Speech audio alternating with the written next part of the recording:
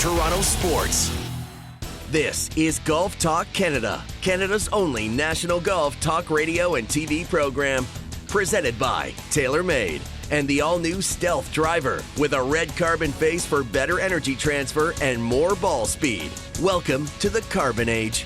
Now, here are your hosts, Mark Zecchino, Bob Weeks, and Adam Scully. Good morning, Canada. Whether you're listening to Golf Talk Canada on TSN 1050 in Toronto, iHeartRadio, TSN.ca, or watching us this morning on TSN2 as we simulcast on TV because it's a Monday after a major, the FedEx Cup. We handed out Scully, just another average, normal Monday in the world of golf. I mean, since we signed off TV last week on Wednesday, we did our regular 2 hours of live radio on Monday, our television show. We think we're on top of all the news, all the headlines, all the stories in the world of golf. And within 30 seconds of us signing off on television, I mean, a news balloon explodes over the world of golf, and it's been nonstop ever since, including last night, just an epic finish to the FedEx Cup. So much news breaking, and we'll get to some of the new PGA Tour rules, the regulations, financially, how this is going to help a lot of people out, and how this all came to be. But for Rory McIlroy to do what he did to win the FedEx Cup, we were just on First Up together, and sort of the perfect ending to a bizarre season for the PGA Tour to have Rory McIlroy come from behind. It would have been appropriate for Scottie Scheffler to win the FedEx Cup, given the season he had. Agreed. Right? And I like the bow on no debate on Player of the Year. Yeah. This guy. Now, I still think he's Player of the Year. Scheffler. Yeah. But I believe if he obviously wins the FedEx Cup, and we put a firm bow, a clear-cut Player of the Year. Totally. And now there's still the debate of Scottie Scheffler at number one, and you have Cameron Smith, who as of this very second is still a member of the PGA Tour, and Rory McIlroy. So that could be more of a debate, perhaps, maybe, sort of, kind of. I mean, Players' Championship, Open Championship for Cameron Smith, a couple wins, the record-breaking or setting victory in Hawaii, but for McIlroy to win the FedEx Cup now for the third time, the only player to do that. RBC Canadian Open, the win earlier this season, right after the Ryder Cup too. Hell of a year for Rory McIlroy. It is an amazing year. 3 wins, and we were kind of waiting for, we're so fixated on Rory's major record. It's been since 2014. But since 2014, look at the other things he's been able to accomplish. The national championships, the Ryder Cups, obviously FedEx Cup is huge. From a technical standpoint, the two things that stand out on me, the two things that stand out, one technical and one emotional, mental that we've seen before. And we're going to talk Rory later on in the show. We're going to hear from Rory. By the way, Bob's going to pop by later in hour 2. He's on his way home from Ottawa weeks. We did have a national championship for our women this weekend. And Lori Kane said goodbye to her national championship. So we will talk a little CP Women's Open as well later on in today's show. But from a Rory standpoint, the putting difference went, to be for 4 days, overall positive strokes gained putting, for the final round to make those 7-footers that you need to make. From a technical standpoint, when you're looking at the ins and outs of what he did on Sunday that he didn't do at the majors this year, it's putting. He made putts he needed to make. But to me, Adam, there's something else going on here, and something else that you and I have been speaking about for a couple of years now. Rory McIlroy started this final round 6 shots back. When he is the hunter instead of the huntee. Yeah. We saw it at Augusta this year, almost backdooring it on Sunday. There's something about Rory, emotionally and mentally, he gets freed up when he knows that there's no other choice than to just go out and let it ride. Totally. When he's in let it ride mode, this is what we get. And how do we create that freedom? And I don't know if it's even possible on a Thursday morning, on a Friday morning. Because here he is again in a hole. Yeah. In a Sunday hole. This is the regular story. And this time, he's able to take himself out of that. And knowing he had to be aggressive, and he was quoted after the round a couple of times too, talking about how the money doesn't mean anything to him. I mean, they're playing for a boatload of dough, $18 million. I love what he said too. The money doesn't mean less to anybody else out here than me. And then he also gave a couple of pretty subtle digs at Liv, talking about it's great to, gain the lead on the 70th hole of the tournament rather than the 52nd hole, Hardy Har 50-hole exhibition tournaments that Liv is playing right now. But you're right, for McIlroy, and the Masters, obviously he had that unbelievable round, which was great. The Open Championship, he played well on Sunday. He played well. He just didn't make any putts. He hit the ball really well tee to green, and he didn't make the putts when they mattered most, when the expectations were highest, when Victor Hovland was faltering beside him and Cameron Smith was coming up from behind, as well as Cameron Young. You just wish that, he brings this together for the Masters next year, for any of the majors next year. He came in the top 8 in all 4 major championships. It's been a remarkable year for Rory, and especially, too, given all the outside noise from Liv. Rory taking the captaincy, basically, of the PGA Tour, as I said on First Up this morning. And, using that chip on his shoulder and thinking, the PGA Tour needs this win. The PGA Tour needs entertainment to go on. You think that RBC Canadian Open, there was so much noise going on earlier in the week. And then by the end of the week, there were thousands of people. We were standing beside each other on that 72nd hole at St. George's, and the world was watching that versus a 54-hole exhibition. So good for Rory McIlroy getting it done. He is the face of the PGA Tour, to your point. He has been the leader, kind of along with Tiger in a sense, too. Tiger obviously not as active as Rory these days in terms of being out there on tour. This is huge in so many ways. We're going to dive into it today, and let's start there. Let's kick this off with some news and some headlines. News and headlines are brought to you by Sandbagger Hard Seltzer. Sandbagger. Everybody knows one. You brought up Liv, Adam. They're playing this week in Boston. We anticipate any moment now, could happen while we're on the air, the next bucket of defectors. Now, the defectors are certainly going to be led by Cameron Smith, is what we've been led to believe. But we also believe there's going to be other names on this list that are leaving, including Mito Pereira and potentially Joaquin Niemann. That's the one I'm watching, because as of Friday, Saturday, Joaquin Niemann still was unlike no comment Cameron Smith, which I think really irritates people. Like, own your stuff. Right. Like, if you're going to live, fine. Here are the rules, by the way. If you want to leave for Live Golf and you don't want to take a public, beating in terms of social media to your reputation, et cetera, or in the press, here are the rules. When you leave for Live Golf, don't say you're doing it to grow the game. Have the common decency to say, I'm going for the money. That's rule number one, okay? Number 2, don't say no comment if you're rumored to go. This said, Joaquin Niemann said, I'm looking at it. I'm still undecided, okay? So I'm hoping we can take him for his word and that potentially he's no longer on this list, i.e. Hideki Matsuyama, okay? Who is not going, apparently, as we find, okay? So number 1, say you're going for the dough. Don't hide behind anything else. Number 2, if you're still, be transparent. If you're going, say you're going. And if you're, if you haven't come to a conclusion yet, say you haven't come to a conclusion. Cameron Young decided against it. So transparency is important. And number 3, just go. Right? Don't sue the PGA Tour. Yeah. Don't light the PGA Tour on fire. Don't Phil Mickelson it and call them greedy and throw the organization under the bus that's made you a multi-millionaire and set up you and generations of your family for decades to come, Phil. Okay? You're Phil Mickelson because you had this platform to do this since 1992 off the top of my head.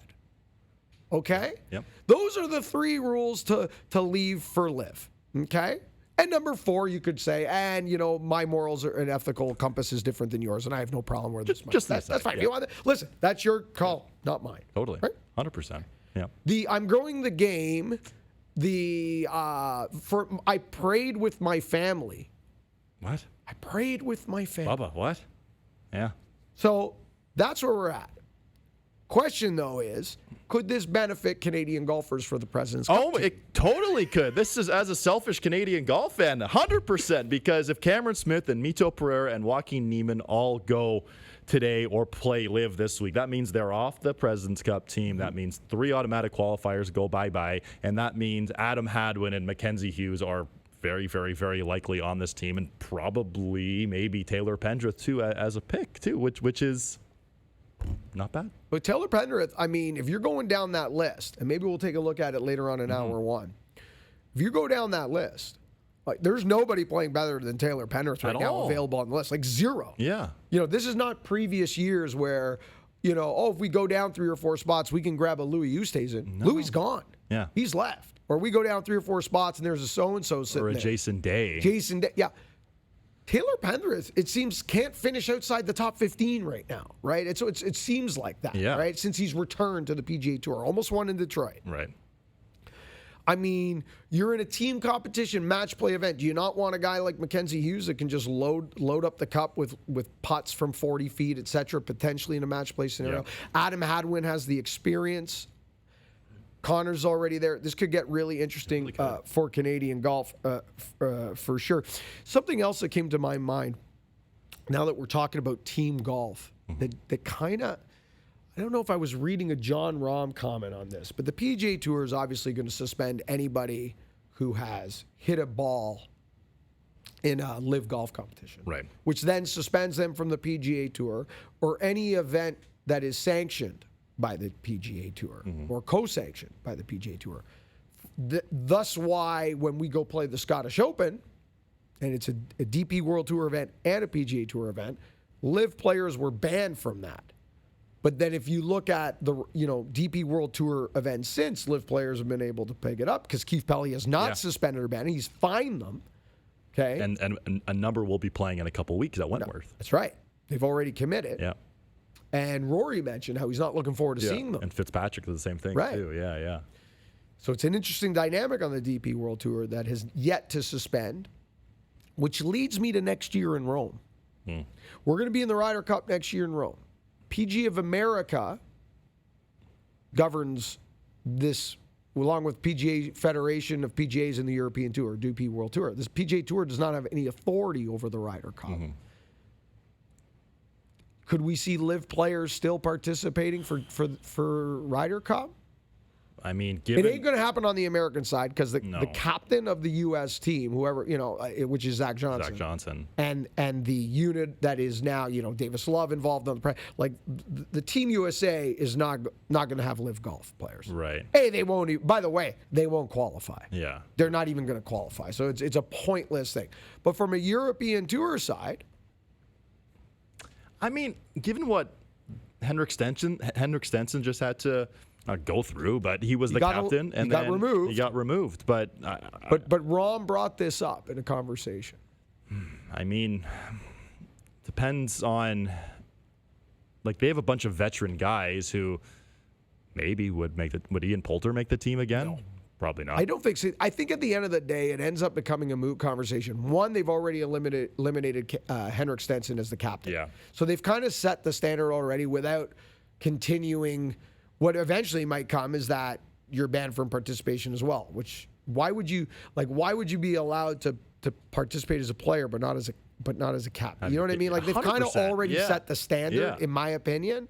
I think we just need more clarification. We do. And I'm trying to, Sergio, maybe? I mean, makes no sense. Watching him and Rahm play together and Whistling Straits was incredible. And I don't know, you wish Sergio didn't go for that reason in particular, but maybe they'll change their tune about that. I don't see it happening, though. I don't see it happening either. And I believe, again, once you say that once you've already set the standard, that you can't be a captain, but we might select you. Yeah. That doesn't make sense. I think we just need more clarification, and we need clarification for the majors. And the first one up is Augusta National. Oh yeah.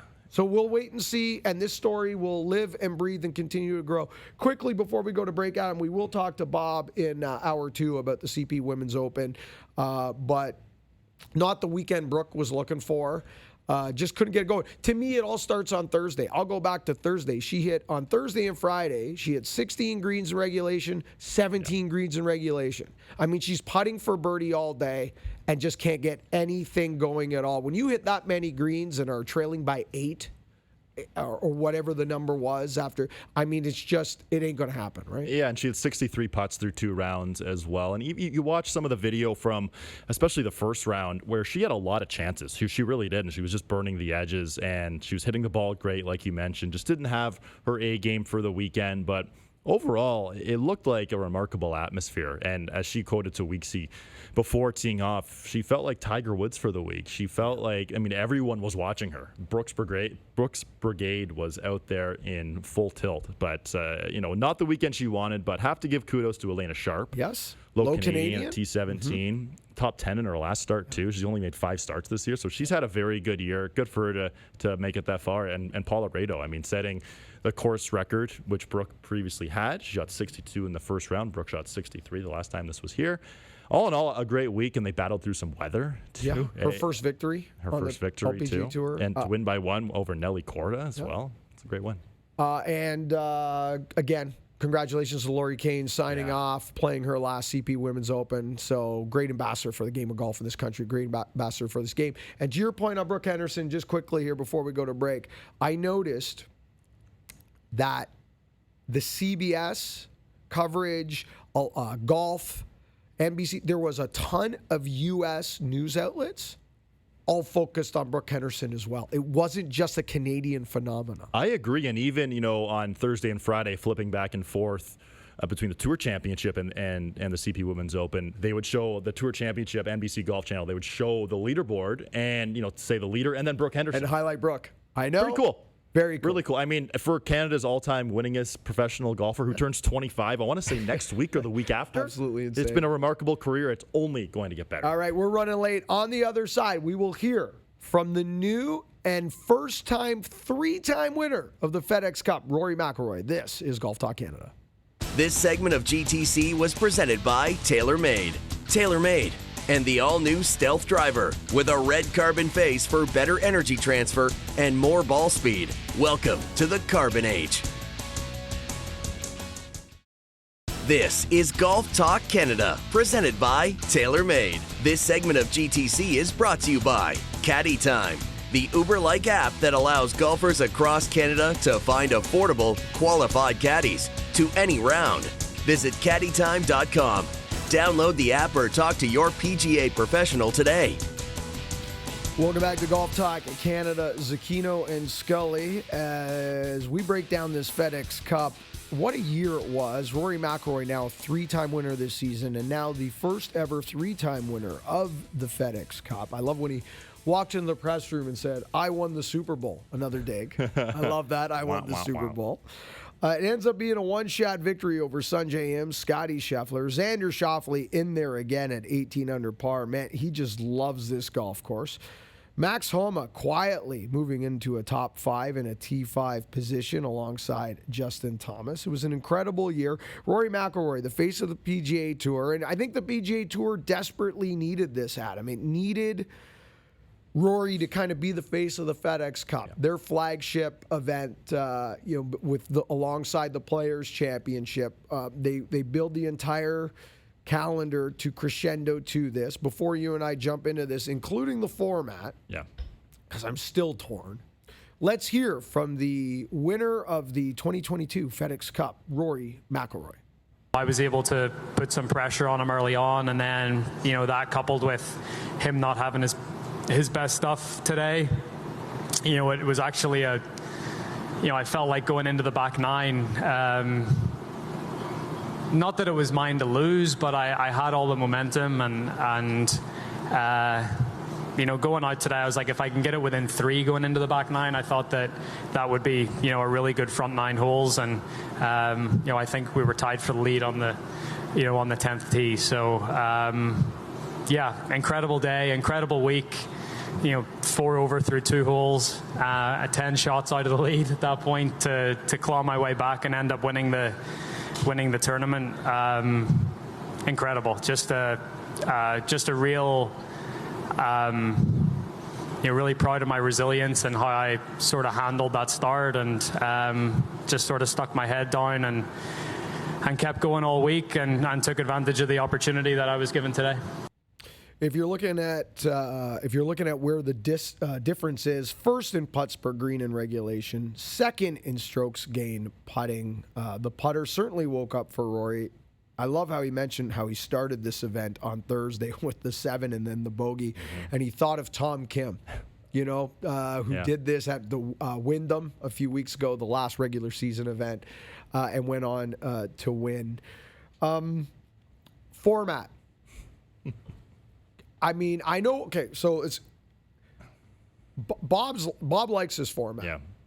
And Bob likes this format because of what we saw Sunday afternoon. We were all just watching a golf tournament Sunday afternoon. So I get why the supporters of this format, this staggered strokes system, like it. Because very simply, when we're all watching the FedEx Cup on a Sunday afternoon, we can understand this leaderboard. It's this under par, that under par, and someone's going to win this whole thing, and we're going to hand out a trophy. I get it. On Thursday, when we start, it just feels so bizarre, so awkward. I am so confused on how I feel about this, Adam, because, yeah, on Sunday, with 2 hours left, everything works. It's how we start. I mean, I don't get there until Saturday. I don't start to feel like almost normal about this until we get to Saturday afternoon. Totally. And I mean, Scotty Scheffler started with that lead, and it looked like he was going to run away with this thing on Thursday afternoon. He could have had a 7-8 shot lead pretty easily and missed some pretty makeable putts from inside 10 feet.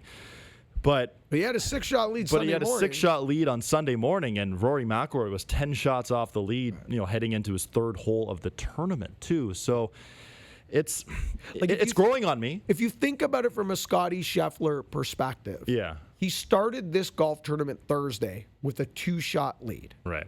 On Sunday, that 2-shot lead was 6 shots. Scotty Scheffler did exactly what he was supposed to do for 3 days. He took a 2-shot lead and stretched it to 6 with 18 holes to go. Yeah. So for 54 holes, and if you handed out golf tournaments after 54 holes, the record books would look very different. Hardy, har. Wink, wink. Nudge, nudge. It was a lot. This is where it goes off the rails. Yeah. The last 18 holes. Yeah, right? It totally does. And I mean, it's so impressive that Rory came back from the 6-shot lead or deficit. It took 7 holes. Like it was Scotty Scheffler's 3 over through 6. Pretty quickly, right? And, Rory easily could have just mailed it in after a start. Easily. You know what? I'm 4 over through 2. I'm exhausted. There was a great tweet someone put out. Scotty Scheffler's the player of the year. Rory McIlroy's the executive of the year. That was a pretty funny tweet from Kyle Porter. Right. But that's the beauty. I guess the beauty of this format, too. I saw a screenshot online from 2018 when Bryson DeChambeau was leading heading into the Tour Championship. And this was still the regular start, where it was, here's how Tiger Woods can win the FedEx Cup. He has to win, and DeChambeau has to finish outside the top 15. Justin Rose had to finish outside the top 8. The scenarios are confusing. The scenarios are crazy, and you have Steve Sands sweating bullets trying to cross out here. Okay, this guy makes birdie here, this guy makes bogey here. But on the Sunday afternoon, that was must-see TV, right? And that's what the PGA Tour was dying for, and that's what the PGA Tour needed. It is weird. Watching it Thursday, it didn't feel like a real tournament. I do agree. This is the 8th time in PGA Tour history that someone has started Sunday with a 6-shot lead of any official PGA Tour event and has lost. It's only the 3rd time in history that a world number 1, a reigning world number 1, has lost a 6-shot lead. The 2 previous world number 1s are Greg Norman and Dustin Johnson, both blown 6-shot lead. So Scotty Scheffler as world number 1. Now, Scotty Scheffler was a guy that was knocking on the door for a very long time and couldn't get it done. And all of a sudden, the floodgates open. And he won 5 tournaments right away. Almost a David Duval type of scenario where you're waiting, and then bang, 5 wins, and then bang, number 1, then a major. I mean, very David Duval-ish. Yeah. Does this give him scar tissue? Because to this point, Adam, I mean, once he learned how to win, he was just going to go and win. And that's what happened. And now, 4 wins. This would have been 5. My apologies. But does this one now hurt? Does he carry this at all forward now with him into the new season? Is this one going to take a while to get past? I think it might. I really do, because he had those 4 wins quickly, and then he had some chances to win down the stretch of, some other events where he lost in a playoff at the Valspar to Sam Burns, the Open Championship, which he was going through a bit of a bizarre injury, which we'll get to in Winners, Weird and What, when he just did not have his A game at all for that weekend. I really think the pressure got to him here. I really do. And we even saw there were moments at Augusta where he looked unflappable. You think the final hole of the 3rd round, he hits this quack hook left and makes this remarkable save to save bogey. And then on Sunday, he 4-putts on the 18th hole with a 5-shot lead, so he could afford to do that. So there have been moments where he hasn't been this unflappable guy, and I thought he was going to win by 10 yesterday. Yeah, as did I. I thought he was just going to run away with it, and I think everybody felt like that. I think. Exactly, because he's the Except guy. Rory. Rory's. I'm gonna take you down, and Scheffler's this level-headed guy, and you do wonder. I think this might leave some scar tissue. It's good though. I should say before we go that the next major's not for 230 days. He's got some time. Gonna lay in the weeds a little bit, with the exception of the President's Cup, which is a team event. Got a great support system, and you saw it as Rory walked off the green. Scotty's family there, his dad, his mom. I mean, he's got such a great support system and family unit around him. That will certainly help. But we will be watching now. Yes. We'll be watching to see how quickly he rebounds, especially the next time he has a lead. Totally. So we will wait and see. Last week, huge changes announced to the PGA Tour. A new golf league announced for 2024 on Monday nights in prime time. So confusing, so many changes. John Rahm doesn't even know about it. We'll explain it to you. We'll explain it to John Rahm on the other side. This is Golf Talk Canada. This segment of GTC, presented by TaylorMade, was brought to you by Caddy Time, the Uber-like app that allows golfers across Canada to add affordable, qualified caddies to any round. Visit caddytime.com. Download the app or talk to your PGA professional today. This is Golf Talk Canada, presented by TaylorMade. This segment of GTC is brought to you by WeatherTech Canada, Canada's leader in automotive accessories. Welcome back to Golf Talk Canada. Zecchino, Scully, Weeksy going to pop by for hour 2. Okay, big changes announced to the PGA Tour for 2024. Yep. And actually starting next year in 2023 with some elevated events and whatnot as well. Okay, so let's start with some of the key changes. PGA Tour circled the wagons at a players-only meeting at the BMW Championship. In conversation with Jay Monahan and the PGA Tour after that, what we come to the conclusion is that the best players in the world need to play together more often. Okay, we've all been saying that for years, including Greg Norman and Phil Mickelson, which was part of their reason to one of their reasons to branch off and create this live series. Thank you. They are now asking the PGA Tour players to play in 20 elevated events. Here are those events, okay? The 3 FedEx Cup events, which we already know, the Players' Championship, and the 4 majors. That's 8, okay? Alongside the Memorial, the Genesis, Arnold Palmer, and Genesis Scottish Open. Yeah. Both Genesis. Yeah. That leaves... Anyway, at the end of the day, there's 4 events yet to be named that have been elevated out of the 20 that they are expecting now the best in the world to play, assuming they qualify. Mm-hmm. Which is a whole other can of worms because the pool for that used to be the social media players Player Impact program has completely changed. One of the events too is in Hawaii, the Century, right? Century Tournament Champions in Hawaii, which now it's not the Tournament of Champions, because if you make it to the Tour Championship, you automatically qualify for it, whether you've won or lost. Which is why Cameron Young will be at the Century Tournament of Champions this year. So the big concern for a lot of our audience was Canadian Open. What happens to the RBC Canadian Open? Well, there's 4 tournaments that have yet to be outlined. From what I've heard, Adam, those 4 additional elevated tournaments are going to be on a rotating basis. Which makes a lot of sense. Right. So every tournament on the schedule is at some point or another going to get their chance to be one of these elevated events where the purse goes up, the FedEx Cup points go up, yada, yada, yada. But I would say this to our audience who is watching and listening today. RBC Canadian Open was already sandwiched in between the Memorial and the U.S. Open.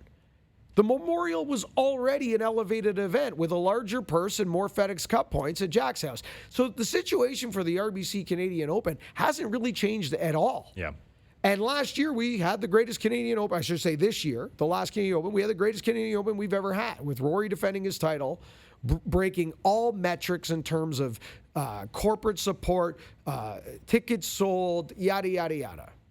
So I don't think this affects the Canadian Open at all. I think Canadian Open is still in a great spot in the schedule. I think it's leading into a major. Players want to play the week before a major. So I expect the Canadian Open to be just fine. I was looking at the schedule, however, though. And what happens to the tournaments following the stretch of PGA, Memorial, your Travelers Championship, Detroit, John Deere Classic, July, before the players leave for the Scottish Open and go overseas, that stretch in July, which is already a tough stretch, may have just gotten harder? So do you think because of that, one of those events next year being Travelers, Rocket Mortgage, or John Deere will be elevated? Potentially. I don't know, because so right now, looking at the schedule for next year, PGA Championship May 18th, and then Charles Schwab, Memorial, RBC Canadian Open, US Open, and then Travelers, Rocket Mortgage, John Deere, Scottish Open. I mean, what are you going to take off? I don't know. Yeah. And, I mean, so you elevate one of them. Maybe. Maybe that solves the problem for next year, and then you rotate it again. I mean, we're going to wait and see. Like, this is the point. We teased it on the way to break. John Rahm doesn't even understand what's going on here, and he's one of the top players in the world, and he's confused. So we're trying to kind of get through it. What we do know is this. The best players on the PGA Tour are going to play together more often. We know that. Yeah. We know they're going to play for more money. We know that. We know that there's now a league minimum, for lack of a better term. The PGA Tour announced $500,000 kind of league minimum, which I think is great for guys graduating for the Korn Ferry Tour and making their way to the PGA Tour. We know that. Then on the heels of this, starting in 2024, Tomorrow Sports is launched with the former head of Golf Channel, Tiger Woods, and Rory McIlroy launching a stadium-like golf league, 15 Mondays in 2024 in prime time, where teams of three will take on the other team of three. This is in partnership with the PGA Tour, but not under the umbrella of a non-for-profit. This is a separate division that will be technology-based. From what I hear, real-time gambling-based as well. Have to be 3-on-3. They're going to play, for lack of a better description, think of a stadium-like environment, 18 holes in 2 hours. All shots that are not short game shots will be played into a giant, almost IMAX-like simulator screen. And then when they get inside the short game portion of this competition, they will then turn to the middle of the stadium. I mean, this is insane, right? This is all over the place. And play those short game shots in that actual short game arena. What did you think when you heard this? Well, so the cool thing about this, I think, is that I had more friends, casual sports fans, reach out to me saying, what do you think of this? I think this is pretty cool. Right. And for me, it's intrigue. Is it going to feel sort of hokey pokey? Probably from the start, at least. Is this going to be more casual? Like, are we going to see guys with untucked shirts and a hat backwards, music cranked, music going, that sort of thing, which, wearing hoodies. I know that was so you couldn't wear a hoodie. Yeah, you got a hoodie on right there. But I'm intrigued about this. I hope, we learned, like we mentioned on last week's show, we learned from those matches where you need more than just two guys walking for 4.5 hours, because that sucks. That's boring. And they want to bring the more casual sports fan into this. And that's what, like we said on First Up, that's what this Netflix series is going to do, is bring more fans in that way. Right. And because Tiger's involved, because Rory's involved, to call them generations, two eras perhaps of two of the great players we've seen in recent memory, definitely. Bring them together. That means other players will definitely want to be involved. So we'll see the top of the top playing. The Monday night thing, it seems It seems kind of weird. I don't know, like the timing does seem weird. When else are you going to do it, I guess? Well, that's the problem. It's either going to be Monday or Tuesday night. Right. And Tuesday's a tough one. You're getting really close to that week's, PGA Tour event that you're going to bump into. And if you're going to do this alongside the tour, you got to be careful. So it's for me, it's curiosity. It is curious. I'm going to kind of put it in a category as to, golf in America pre-pandemic. Yeah. Pre-pandemic, golf has had a huge explosion of participation in all countries around the world since the start of the pandemic.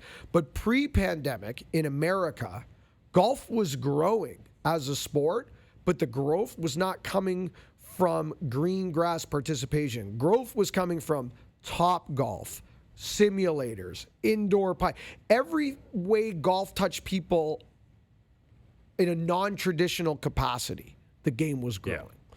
So I'll treat this similar to how I would treat LIV if LIV wasn't trying to pretend or position themselves as we're the future leading entity in the world of golf. It's just another way to introduce people to golf, something cool, something different. If LIV's money came from a different spot, and if LIV was not trying to be the premier golf league in the world and positioning himself that way, and if LIV was doing a bunch of things a little different, and they were just saying, hey, we're a really cool 54-hole exhibition that we're going to do, at a different time of year when the best players in the world aren't trying to compete on the best tour. Sure. Great. Something different. Sure, something different. I kind of look at this that way. This could be cool, could be different. Am I going to watch? Yeah. Could it be fun? Yeah. I'll say the same thing you're not going to care. You know what I mean? There's that care, and that's the same thing we're seeing with LIV. You can put a bunch of names that have brand equity for things they did 15 years ago and put them on a team called the Fireballs and play in some tournament I've never heard of before in a 54-hole shotgun, and you might even get a couple good hours of entertainment from it. And entertainment's wonderful. I watch a lot of movies as well that are entertaining. I just don't care. Yeah. That's the difference. That's totally different. And I mean, looking at the round yesterday, we knew they were playing for a boatload of dough, but it's the prestige of winning the FedEx Cup. And I know it's not a major. I know that. And the FedEx Cup's only been around for 15 years now. But there's history. You think of some of the great moments in FedEx Cup history, and that's we'll always think back to that putt Rory made yesterday on the 15th hole from 40 feet or so, and that reaction. We knew how much these guys wanted to win. And to your point about LIV, sure, these guys are, you win $4.5 million, but who cares who wins? These guys are just going to win more money, but there's no prestige around the tournament. Okay, we got to touch on this because it was brought up this morning when we did the morning show first up, and I've heard this narrative now for about a week. I've read it. People I respect, broadcasters, writers, people I do consider very smart, in tune with what's going on, with this narrative that maybe Phil and Greg were right, that the reaction the PGA Tour is having right now wouldn't have happened. All these great things that the PGA Tour are doing now wouldn't have happened if it wasn't for Phil and Greg. And I will say this, and I said this morning, and I'll say it till I'm blue in the face, because I don't think people understand. I think the casual sports fan and even some of these wonderful broadcasters don't understand that these are not billionaire owners. This is not the NFL. This is not the NBA. Okay, the PGA Tour is a non-for-profit organization. Rights deals, pretty much done. Title sponsors like FedEx Cup, put to bed. Executive salaries, not going up. They're done. So the players are going to get more money. Great. Where does that money come from?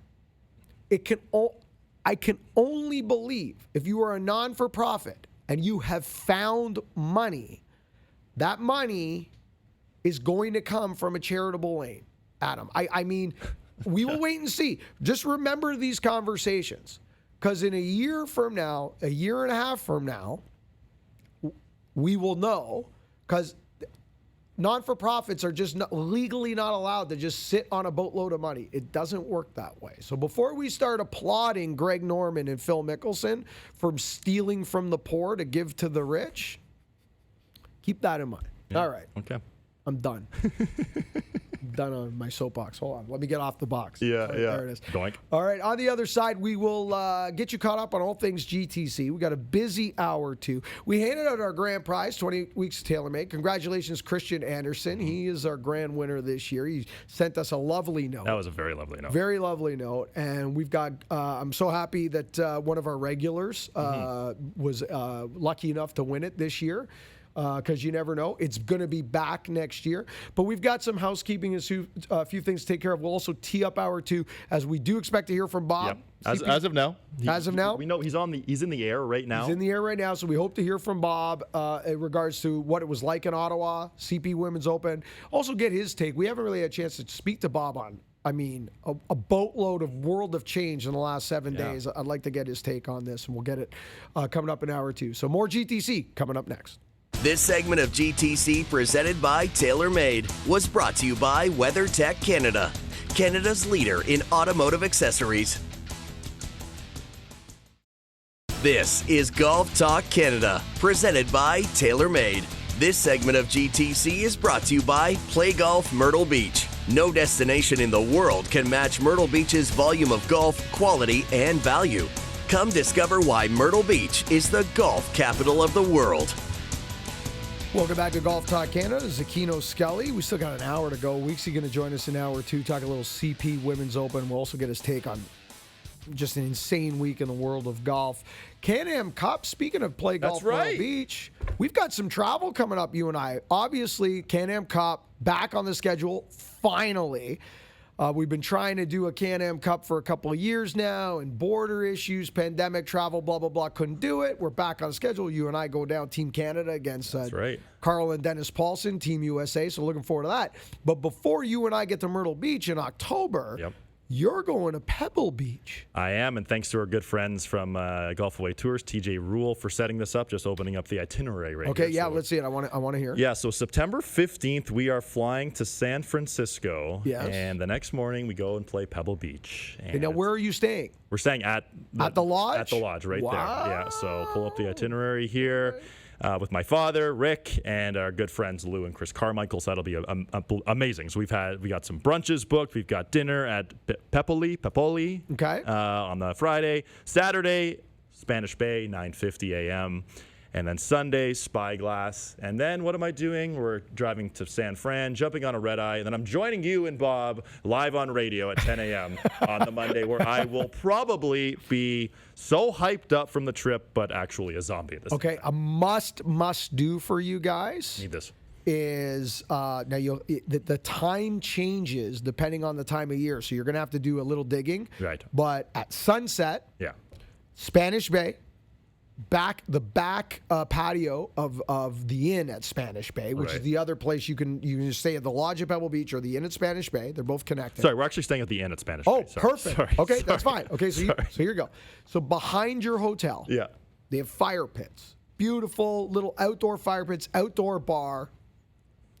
And at sunset, you got the bagpipe. Right. This is a must. Okay. Get the adult beverage of your choice, the bagpiper, standing on top of the hill. Very cool. We do it every year that we work the AT&T Pebble Beach program. I worked that this year for the first time in a couple of years, and never gets old. I don't know why. There's just something super cool, super special about it. You're going to have an awesome time. We're pretty excited, praying for good weather, praying for the golf clubs make it, knock on wood. Yeah. And it's going to be a great time. This has been planned, canceled a couple times with COVID. Like, I remember, too, the Can-Am Cup, the original one in 2020, we were supposed to leave. I want to say it was that same Wednesday when the NBA player first tested positive. I think it was March 9th or something, right, 10th of 2020. Was it a spring event at that time? Yeah, it was still a spring event. I remember that like it was yesterday. Right. And that happened. But thankfully, the Can-Am Cup is back. Hoping to have the game going. Maybe the handicap a couple shots higher. Sandbagger. Maybe I'll have to get up to an 8 or 9. That'd be great. Well, okay. We have a travel special. Speaking of travel, right. We have a travel special coming up in the next few weeks. It's coming up at the end of the month. Tourism Ireland travel special. We're going to outline, you and I, my adventure in July to Southwest Ireland, which was absolutely epic. So looking forward to that. A little tip for you. And a little tip for everybody traveling right now in the world of golf with their golf clubs. I bought the Apple AirTags. Oh. And I put them in my luggage. Now, this is not going to help you, those AirTags, when you're pulling out of the gate and you see that your golf bags are not on the plane. That'd be terrifying. However, it does help you when you call the airline and you say, I know, I can tell, because they have no idea where you're going. Like, they literally have no clue. My good buddy, the Doc. The Doc spent the whole week in Ireland without his clubs. Direct flight, Toronto, Dublin. Like, world, like, oh my God, once in a lifetime golf adventure. Epic trip, no golf clubs. And they could not tell him where his clubs were, the airline, at any time. At any time. So that sucks. The one thing you do have in your power is if you drop that AirTag in your golf bag, you could go to the airline. Actually, they're on the floor in Pearson at terminal, blah, blah, blah, blah, blah, blah, blah. And at least you've got some pair of eyes on where they are.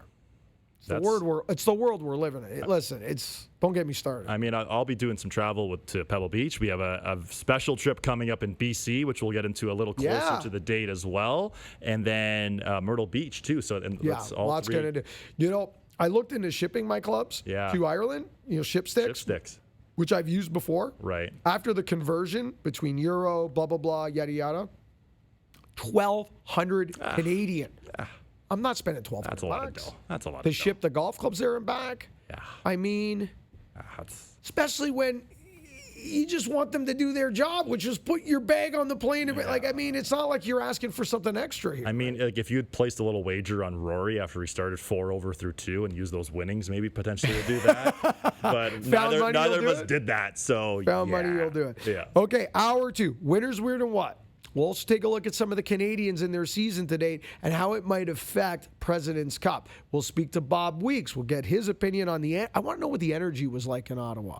Yeah, it looked amazing. It looked amazing around Brooke. Obviously, it would have been a lot if she was in contention. Yeah. But especially on Thursday and Friday, I mean, some of those images on 18 was like, wow, this is really the home game we anticipated. Yeah. So we'll get that from Bob. We'll start with winners, win what, and we will have to take a look at Twitter. Do we have any? I haven't seen it I'm yet. keeping my eye on this, looking for live announcements, looking for anything official. We don't have it yet. We'll do it all in hour 2, starting with winners, weird, and what. This is Golf Talk Canada.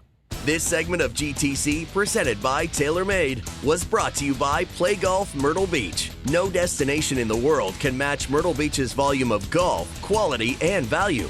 Come discover why Myrtle Beach is the golf capital of the world. Thank you for listening to Hour 1 of GTC. Don't forget to follow us on Twitter and Instagram at Golf Talk Canada. For show archives, podcasts, and all things GTC, visit golftalkcanada.com. And don't miss Golf Talk Canada Television weekly on the TSN Television Network.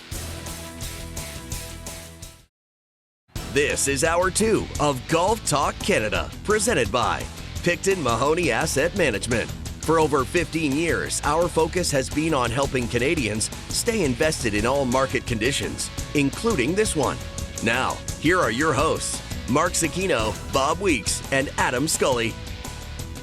Welcome back to Golf Talk Canada. Hour 2, we will hear from Bob Weeks. We will break down Canadian season and take a little closer look at the President's Cup standings as well, because those two items of Canadians on the PGA Tour and the President's Cup standings and potential team are kind of meeting at a head in the next 48 to 72 hours, possibly, Adam. I think, maybe in the next minute. Who knows? I mean, with Twitter, I mean, things could break any moment. Yeah, unfortunately. I hate looking at this. Like, I hate the feeling of sitting here watching Twitter waiting for who's leaving next. Imagine being Trevor Immelman. This is the, if you had the Open, I mean, he still does technically have the Open champion, have the PGA Tour record setter in terms of under par for a tournament, have the Players champion leading your team, and not have him anymore. Here's the good news. A week ago, 2 weeks ago, we thought it was Cameron Smith. We thought it was Cameron Smith, Joaquin Niemann, Cameron Young, and Hideki Matsuyama leaving. And now we think it's Cameron Smith and maybe Joaquin. Yeah. And no disrespect to the other players going, but Cameron Tringali, who announced yesterday, has never won on the PGA Tour. Yeah. He's been out there a long time playing some quality golf, earning like a good living, never won a golf tournament. Yeah. You know, Mark Leishman, quality player, has played on multiple international teams, yada, yada, yada, has won multiple times on the PGA Tour. Not a needle mover. No. Okay. Mito Pereira, bright future in front of him. Good player. Not a needle mover. Hideki Matsuyama is huge. If he had gone, that would have been a massive blow. Massive blow. Yes. They talk about growing the game. That actually probably would have actually grown the game for golf elsewhere, 100%. And for the future of, if you were going to have who are the biggest names of the future of the PGA Tour, you know, who's the rookie of the year? Yeah. So Zalatoris, Cameron Young, Sahith Theegala, Tom Kim. I mean, the young 20-somethings came hard. Cameron Young is the only thing he made it to the Tour Championship. He finished second in majors. He has a large bucket of top 10s, a large bucket of top 5s. Cameron Young did everything. He hits an absolute mile. He's a future of the PGA Tour. If he left, it would have been huge. Yeah, that would have been absolutely massive. And many people forget, he did finish second at the Open Championship, eagling the 72nd hole. Now, I know we have to get the 3 up here momentarily, but some other news broke last week, too, about Will Zalatoris having to pull out of the Tour Championship, having to pull out of the President's Cup with 2 herniated discs. At that age. The way, he contorts his body. He's got about a 24-sized waist, or inch waist, and he just the way he contorts through the ball. And we didn't even get to that, did we, today? Are you? What's your level of concern? They're hugely concerned. It has to be, right? Hugely concerned. A back at that age with the way he swings the golf club. Yeah. That's not good. If there's one thing that Tiger has shown us, is that maybe a back injury isn't what it used to be. But Tiger's a special athlete, and backs are finicky things that are different. And look at Fred Couples, who played the majority of his career with a back that just would not cooperate. Yeah. Thus the one major likely instead of 3 or 4 for Freddie, right? But it's tough news. I don't know. We'll have to keep an eye on it. It's very sad. You know, we'll keep an eye on it. Do we know at all if it's been very quiet. There's been no announcement if he is, how severe is this? I haven't heard. I didn't hear anything about surgery. Yeah. Because if you would know better than I, if you have disc surgery, is that 6 months? Yeah. It's at least. Yeah. And you're changing the way you swing the golf club, which is his craft. Yeah. After having a great year, finally getting that victory, close calls in majors. We'll keep an eye on this. That's not good. We will keep an eye on this. Okay, let's get it. It is 3-Dub. Winners, weird, and what? And this week the tea is mine. I'll answer the question. You want answers? I think I'm entitled. You want answers? I want the truth! You can't handle the truth! All right, my winner this week is Tony Finau, and this is why. You know, we always been talking about, watch out if Tony Finau gets comfortable with the putter and learns how to win. And we thought it might happen after last year's playoffs because he won the Northern Trust. We're like, okay, here comes the floodgates on Tony Finau. Didn't happen. Then all of a sudden, he heats up in the summer late, goes back-to-back, goes on fire. He ends up making it to the Tour Championship, opened with a round of 72, but closed with a round of 64. And that's why he's my winner. Look at Tony Finau's, check, this is insane, Adam. His last 10 golf tournaments on the PGA Tour, his last 10 PGA Tour events, this is his final round scoring. 68, 67, 64, 69, 66, 67, 67, 68, 68, 64. A Sunday final round scoring average of 66.8 in his last 10 golf tournaments. Wow. And that's why I was very high on Tony Finau as a value play last week on the TSN Edge at plus 2,000. And he had a birdie-free round on Thursday. But then, good for him, shooting his way back up the leaderboard, leading the PGA Tour in final round scoring average. He was also third and third round scoring average, too. So, good for Tony Finau. And you have to think, with the President's Cup coming up as well, and for next year, for the majors, Finau's had a bunch of good finishes too. I wonder if it's his time. In the next couple of weeks, I want to sit down, and you, Bob, and I, we got to do a roundtable discussion of who we think is going to break out next year? Who's going to have a big year? I like that. I think Tony Finau is probably on the tip of all of our tongues. Yeah. But there's others. Who is that guy? Cameron Young. Oh, yeah. Right? I mean, so I think, and who do we expect to maybe lose some air out of the balloon next year? Something we're going to have to dive into in the next couple weeks here as we're 17 days away from starting the new season. The longest offseason in sports. All right, my weird this week. Rory McIlroy made an appearance in our Winner's Weird and What last week in the weird with the electric golf ball that he threw into the pond at the BMW. Well, this week he makes an appearance as my weird as well because he is one of the greatest ball strikers in the world. In fact, you could suggest he is the greatest ball striker in the world, tee to green. For a player of Rory's caliber to give you a twirl, it means they love it. Oh, yeah. Let me take you back to Sunday at the Tour Championship. 16th hole, fairway bunker. Pin is left, guarded by a front left bunker. Rory's in a fairway bunker. Pures one, twirls the club, stares at it up and down. He loves it. Air mails his target by 20 yards up over the green into the deep rough. He gets up and down off the pole from there. Like, hats off. Applaud the up and down. But how bizarre is it, Adam, for one of the greatest players of all time and maybe the best player of this generation to give you a club twirl and be off by 20 yards? Do you think he had a bad number? Maybe. I don't know. You wonder if the caddy gave him a bad digit. I was wondering, is it bad number or was he so juiced? Yeah. Like the drive he hit on 18 was ridiculous. Was that just so much in the moment? It's one of two things, the juiced energy or a bad number or combination of both. And it's funny you mentioned club twirls because I have one. I know you got one. For Winner's Weird and What, too. It's good. My what is, what a nice weekend, because I know we're going to talk Canadian golf. Yep. But what a nice week and what a nice weekend for Michael Glick, because Michael Glick did not make the top 125. He was close. He was close.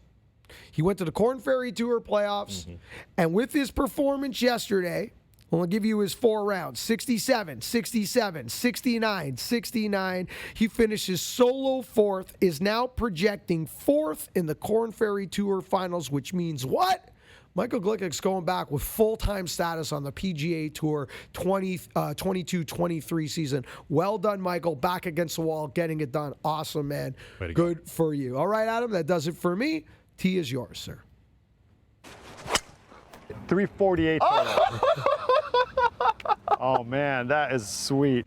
You know, we're getting in some golf later this week, Mark. Yes, you and I are going to play. And I'm going to try to send it a couple times, just for you, just little extra. You know, I'll activate the glutes. And speaking of activating the glutes, that's where my winner goes this week. To Tiger Woods, who coined that phrase.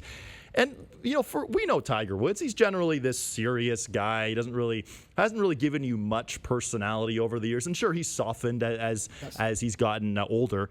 And there was this video that came out from Golf Digest talking about Tiger, and you know, this video starts. He's very serious, saying, you know, I've had this great career, and you have to work on all facets of your game, including the club twirl. And then it shows Tiger working on this club twirl, and then you can tell it's satirical. It's funny. It's a very funny video, and how him and Rob McNamara, his sort of, not his agent, but his guy, call him that, sort of watching video from the past, talking about some of his great club twirls and how he's failed some in the past.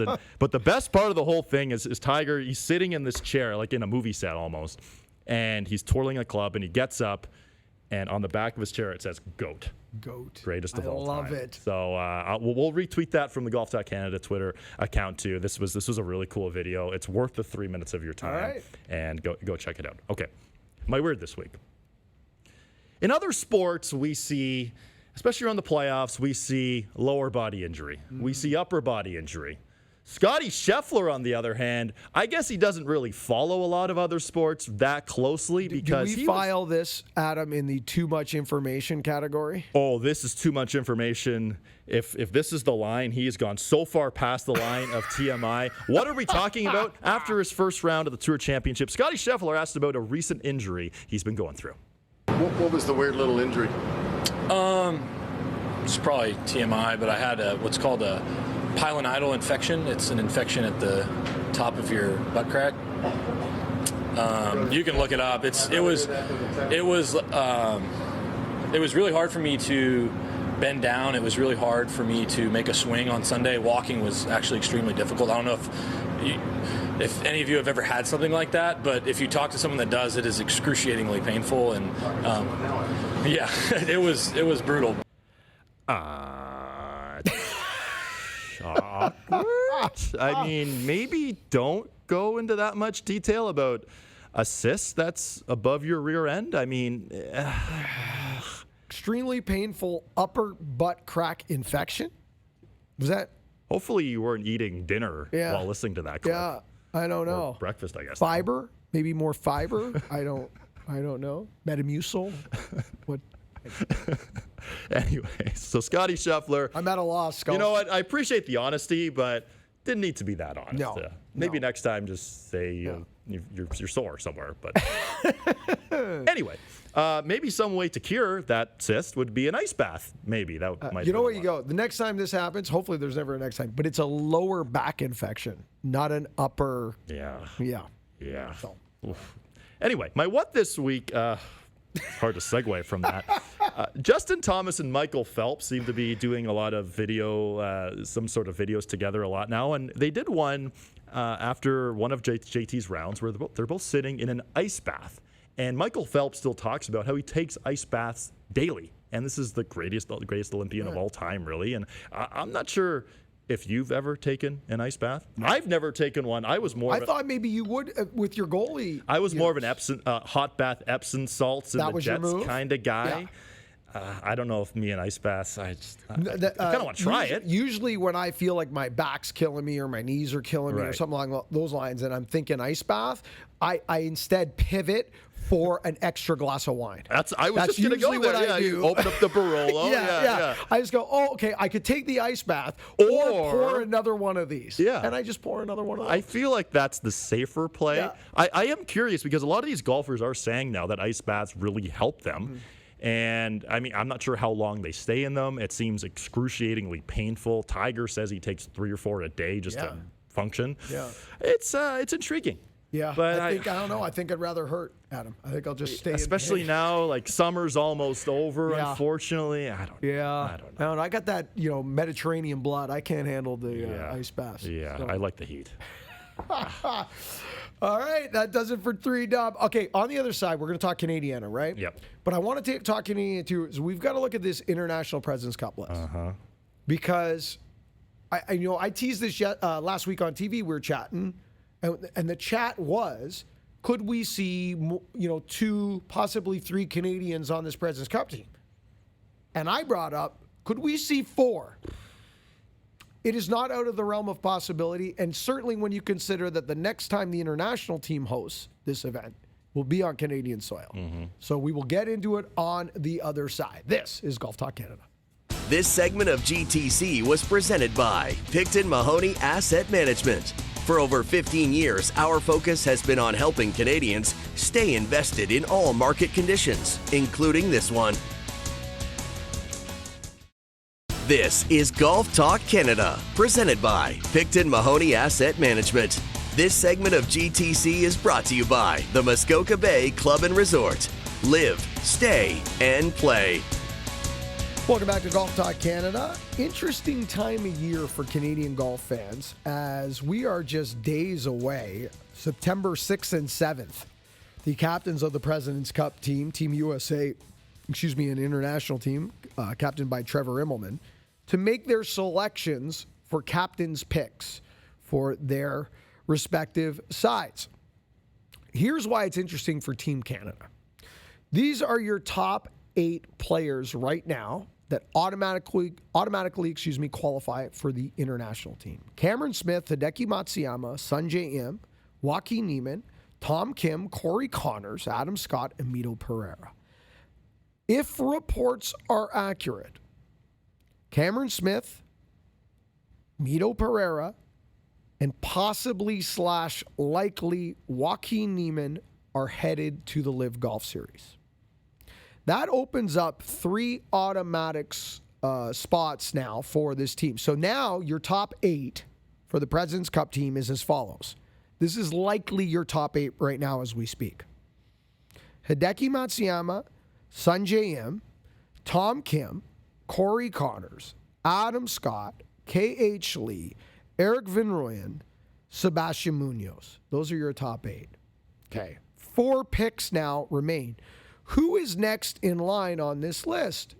Canadian Adam Hadwin, who happens to have international President's Cup experience.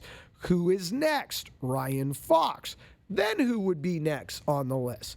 Mackenzie Hughes, major experience, one of the best long putters in the game, somebody you might want in a match play scenario. Okay, that's 3 Canadians now on this team. Now let's continue down this list, because if you were just to follow it, there is still 1 spot available to select another player. Here's where it gets very interesting.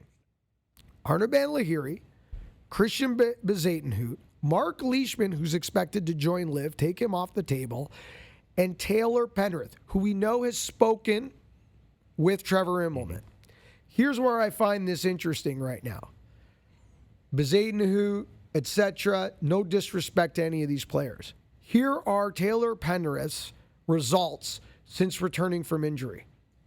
T13 Barbasol, T11 Barracuda, T2 Rocket Mortgage, T13 Wyndham, 68th at the FedEx, but good enough to get to the BMW Championship, where he finishes T8th and narrowly misses the Tour Championship by just a couple of spots. Adam, how in your right mind could you possibly keep Penrith off the team to make room for any of those previously mentioned names? It's really hard because, you know, like you mentioned, rumored Mark Leishman going to Liv, rumored Anirban Lahiri is also potentially rumored. On. Yeah.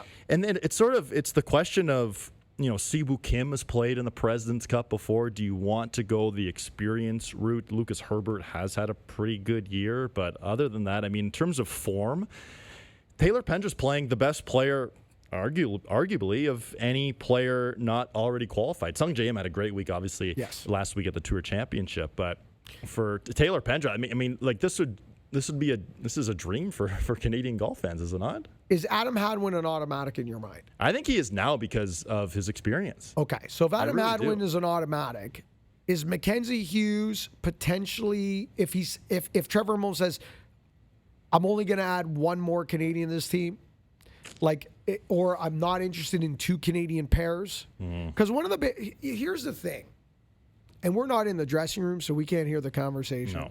But the narrative out of the international team for years as to part of the reason why they have not been able to compete against Team USA overall in this event, although there has been some close outings over the years, but overall, this is an event that the Americans have dominated. And looking at what has come out of the Ryder Cup with this Team USA, and a lot of those components still in place for this international team. On paper, Team USA looks like they're going to run over the international team on paper. One of the narratives is we don't have natural pairings the way Europe has. We don't have natural pairings, obviously, the way America has. Schauffele, Cantley, Justin Thomas, Jordan Spieth, et cetera, et cetera. Team Europe, we're sending out Rahm and Garcia. We're sending out, Fleetwood and Molinari. Okay. Yeah. Was it Mollywood? Mollywood. We don't have these natural pairings that the Europeans have. So why not 2 Canadian? Why not, instead of looking at this, President's Cup is 4 days of team play. Unlike the Ryder Cup, that's 3 days of team play. They have a singles competition on Sunday. But before you get to those singles on Sunday, you've got 3 days of team competition. So why not look at this? I know I'm speaking from a homer position, but you're the one, Ernie Els, the previous regime of captains and lineage in the President's Cup, you have told us for years part of the problem is natural pairings, language issues and challenges, etc.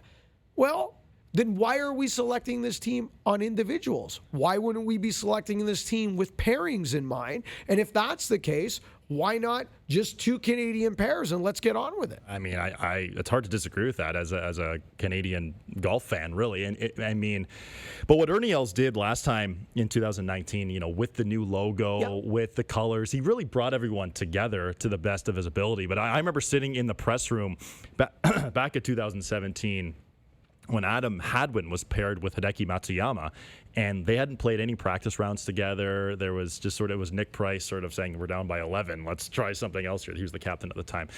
And it was an issue. It was hard for them to communicate, first of all, but they didn't know each other's games at all. I mean, I believe they used different golf balls too, which is also that's the other thing, the golf ball conversation, which I never gets enough conversation. And I'm sure as we get closer to the President's Cup, we'll be diving deep into what we think the pairings will be. But I mean, it would be incredible. It's too bad this isn't, in 20 when it's at Royal Montreal, to have the opportunity, the realistic chance to see 3 or 4 Canadians on this team. But if you're Trevor Immelman, how do you leave Taylor Pendrith off this team? You can't, I think. Okay, so and I got to ask you another thing here too, and I know we're going to run late here, but quickly, you're going to lose Cameron Smith. So your Cameron Smith, Mark Leishman tandem, Australian which pairing. was your best pair as a team, they're gone. Yeah. You've lost your 2 Chileans, Pereira and Another Nina, pairing. gone. Pairings again. Speaking of a team event, you've got Sanjay Im and Tom Kim, okay, potentially as your South Korea pair. You've got Adam Scott as a lone wolf out here. Could you see going as far down as Jason Day? So Adam Scott has someone to potentially team up with, or is Ryan Fox now that guy for you?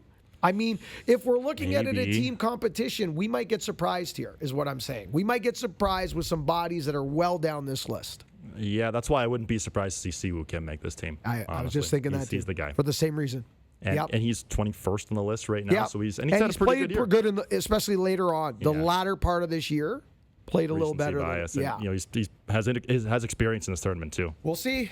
We will know within the next week, right? Within the next September 6th and 7th. This time next week, we will know, and we will know the shakeout of how the automatic list and poor Trevor Immelman. Oh my goodness, yeah. From a Team USA standpoint, this is not affecting them at all. No, 0. What's affecting Team USA is they lost Will Zalatoris to injury. Totally. But everybody else, every other horse they expected is ready to go. And you dropped a little nugget on TV last week about Tiger Woods. I mean, I'm saying it. Who knows? I said it to Bob as we signed off last week. Who knows? Who knows? Could it be Why on that not team? Tiger? Do you need Tiger? You don't even need him.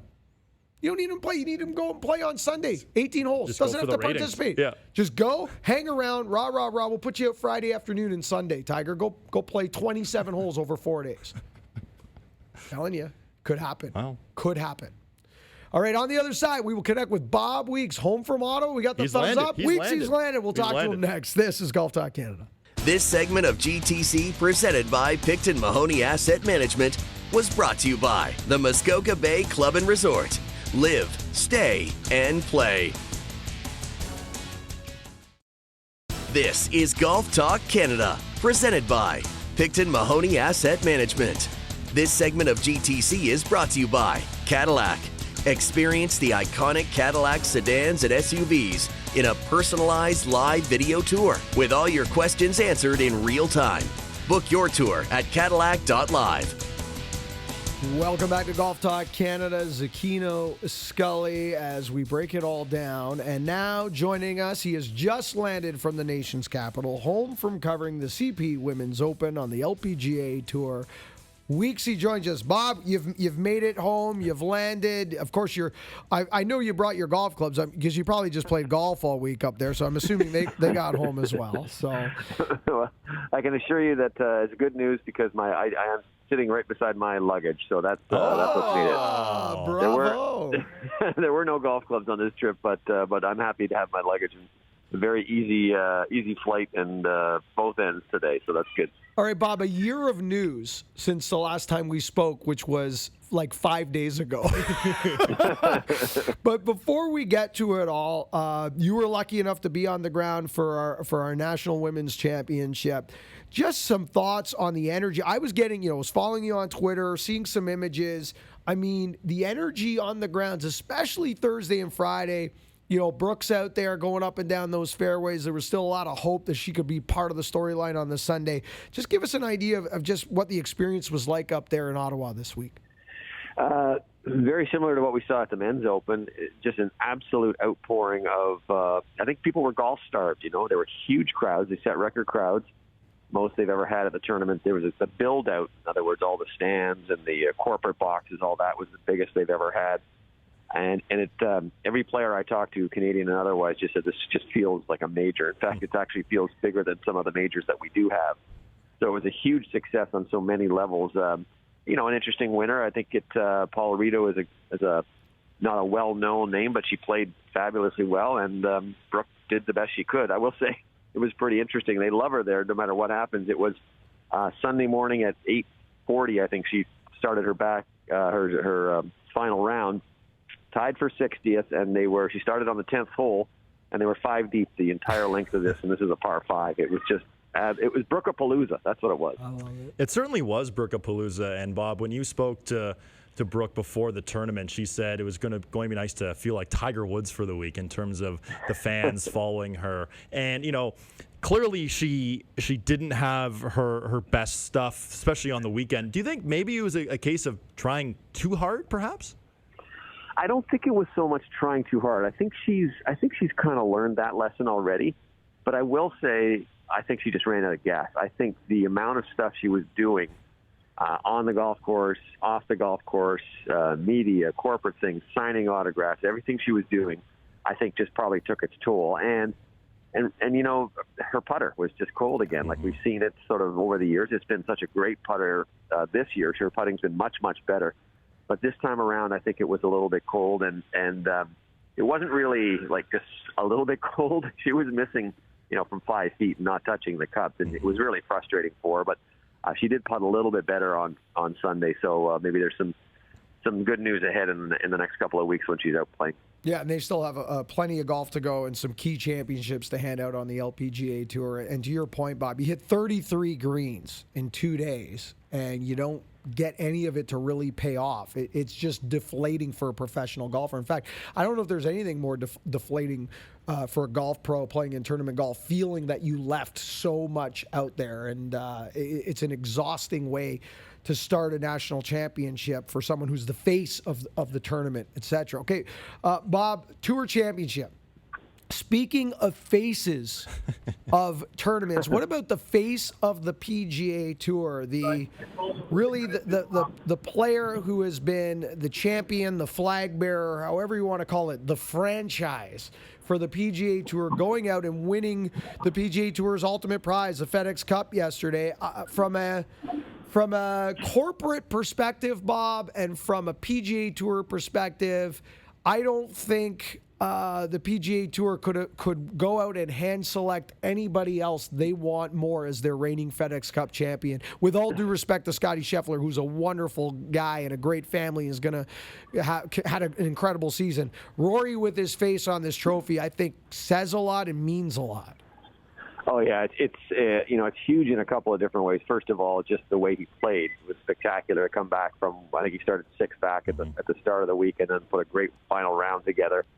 The other side of it, of course, is almost like what Adam was asking about Brooke. Was he trying too hard? It would have been very easy for him to sort of try and push things a little bit too much. But again, he's a little more experienced than that, and I think he's said before that getting inside the ropes is kind of his relief. It's kind of where he can just kind of be Rory McIlroy, as opposed to, as you guys said, and everybody's saying, he's been the franchise. He is the guy who's been steering the bus in many, many ways. He's the guy who's been pushing forward a lot of what's going on and what we're going to see in the next couple of years on the PGA Tour. So it's a big job, and I think it's a lot to ask of him, but he seems to be able to play golf really well and do it at the same time. So why not, right? I mean, it's a really good story. I would say this win and the RBC Canadian Open going up against the first live event are probably maybe the two most important wins of the PGA Tour year. Totally, and we were all there at St. George's throughout the first part of that week before balls were actually put in the ground officially that Thursday morning, and we were live on radio every day from 10 a.m. to noon, and that's all we were talking about was live, and Rory goes on and gets that win. But Bob, this has been a great year for Rory McIlroy. Just talking about golf, just talking about top 8 in all 4 majors, the 3 victories now. He hasn't had a major win since 2014. Looking ahead here, Augusta National, the Masters, is 230 days away. We've seen, Bob, that Rory's tried so many different things of playing the week before and going on scouting missions to Augusta. What has to change for Rory to finally get off the schneid and win the majors? Because this has been a great year, but he's still majorless since 2014. Yeah, I mean, if you look at the Augusta, I think if he could channel a little of that last round that he had this year and put that into 4 rounds, he'd be in pretty good shape. It's such a fine margin between winning and not winning a major championship. And you look at the Open Championship this year as a perfect example. I mean, Rory, again, did not putt well on the final day, but overall, you never really expect Cam Smith to come from that far back and play like he did to win. So sometimes you lose and sometimes you get beaten. And I think there was a mixed bag of those for Rory. So I think that he's just got to kind of stick to what he's been doing, and one of these times it's going to come through for him, and he's going to get that win. But I definitely do not think we're done seeing Rory McIlroy win major championships. All right, Bob, you brought up Cam Smith. We've been watching our Twitter feed all morning, potentially waiting. I hope it's only 2, but potentially 3 players that have already qualified for the international team, opening up 3 spots to go further down that board on that list, which would leave Adam Hadwin next in line. I brought up to Adam in the previous segment, Bob, part of the narrative as to why the international team has not been able to compete over the years in this event is language barriers, not natural pairings, et cetera, et cetera, et cetera.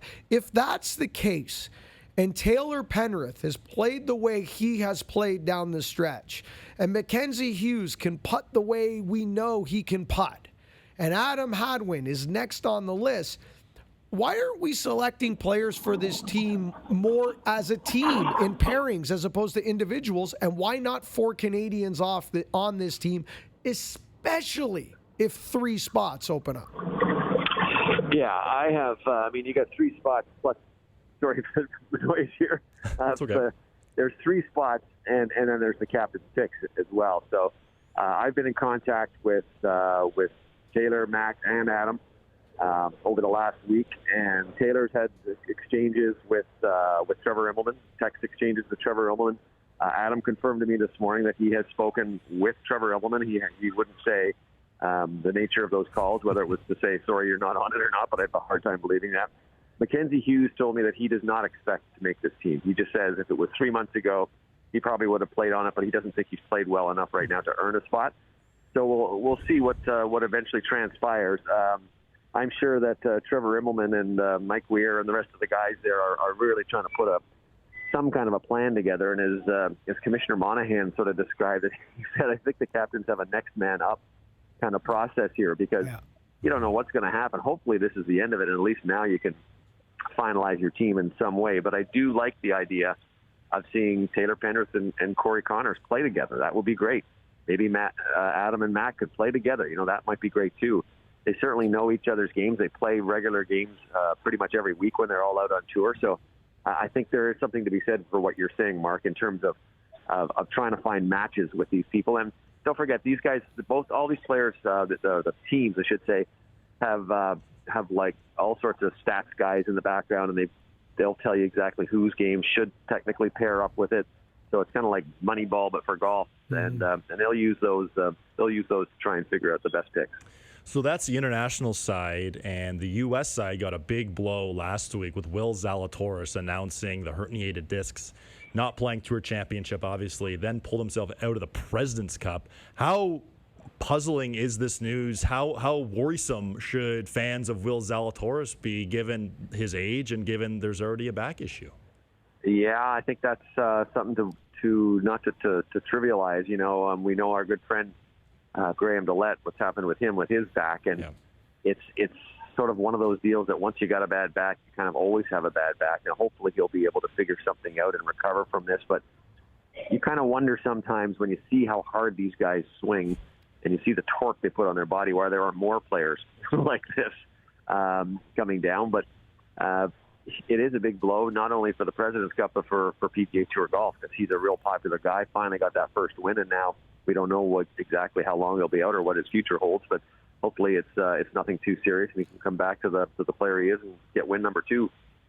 Bob, we didn't even get to the changes on the PGA Tour. We'll save that for the upcoming week. I know we're off for the long weekend. I'm going to see you for golf with Adam and our friends here at TSN this Thursday. We're all getting together for golf, which is great. So we'll save that. And Bob, we also didn't get to Tiger Woods being the last addition as a player to the U.S. President's Cup team as well.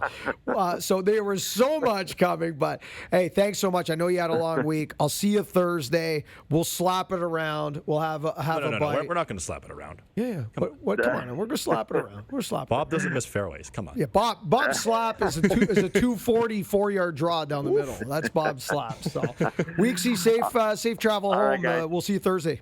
Sounds good. Thanks, care. Bob. Thanks. Bob home from Ottawa, the nation's capital. And again, literally, there was things I wanted to get his take on it because we have not had a chance. So much has happened. It's ridiculous.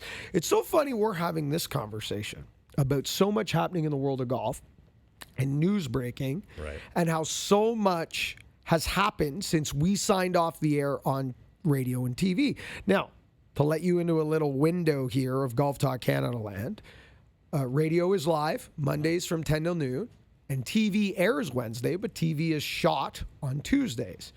So when we wrap on Tuesday, live to tape, it airs Wednesday. So anything that breaks after 2 o'clock on a Tuesday afternoon, we've got to almost wait a week before we get back in on Monday and chew the fat around the table with one another. We get to do it on the morning show and drive home. We get to do our hits and whatnot. Mm-hmm. But to chew it together and take deep dives, we got to wait 6 or 7 Exactly. I can't say anything yet, but that's changing.